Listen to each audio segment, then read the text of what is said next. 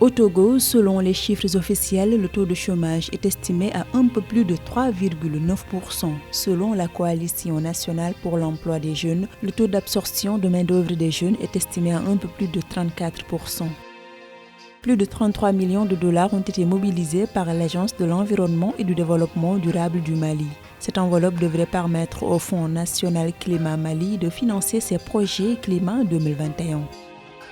Le Fonds monétaire international s'engage à allouer un montant d'1,6 milliard de dollars à la République démocratique du Congo. Cette allocation, sous forme d'appui non remboursable, devrait permettre au pays de poursuivre ses efforts de relance économique.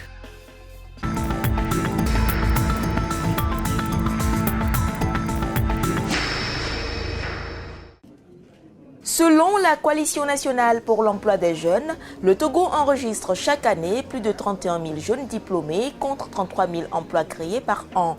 Aussi, le pays absorbe très peu de main-d'œuvre jeune, dont le taux d'absorption sur le marché est estimé à un peu plus de 34%.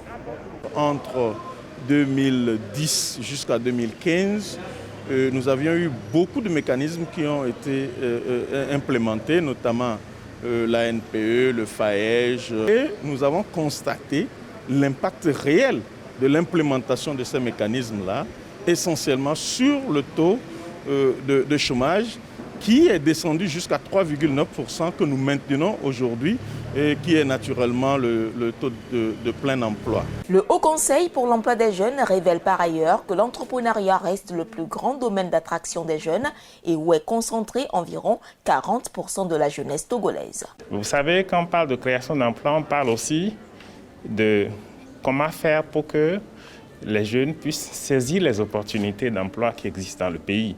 Et c'est là qu'on vient aux questions de profil et de capacité. Il y a des plateformes industrielles qui sont mises en place et qui vont demander de la consommation, de la main-d'œuvre.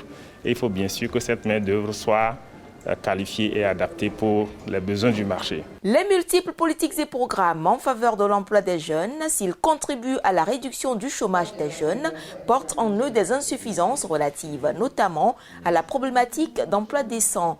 Pour donc mieux connecter la jeunesse aux opportunités d'emploi existantes au Togo, le gouvernement a mis en place un portail web avec un ensemble de leviers, notamment l'orientation et l'éducation, les formations, l'emploi et l'entrepreneuriat.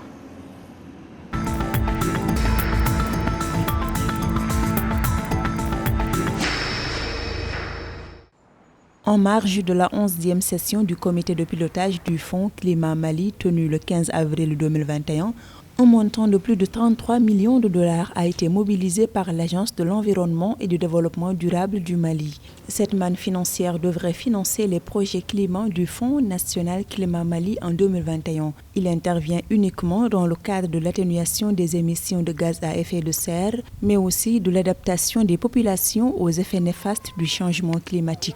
Par ailleurs, il a financé 11 millions de dollars dans le secteur climatique avec des financements approuvés de 12 nouveaux projets en 2020.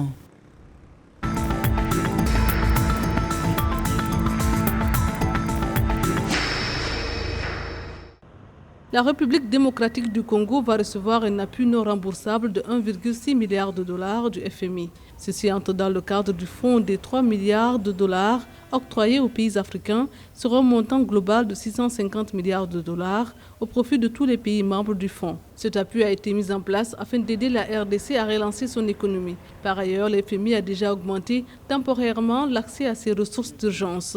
Sur une allocation de 650 milliards de dollars, toute l'Afrique n'aura que 30 milliards de dollars.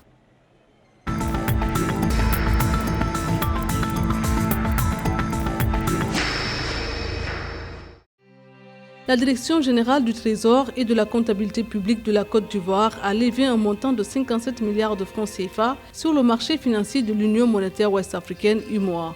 Il s'agit d'une émission par adjudication de bons assimilables du Trésor de maturité 91 et 182 jours. Lors de cette opération, 111 milliards de francs CFA de soumission globale ont été faites par les investisseurs, soit un taux de couverture du montant mis en adjudication de 185%.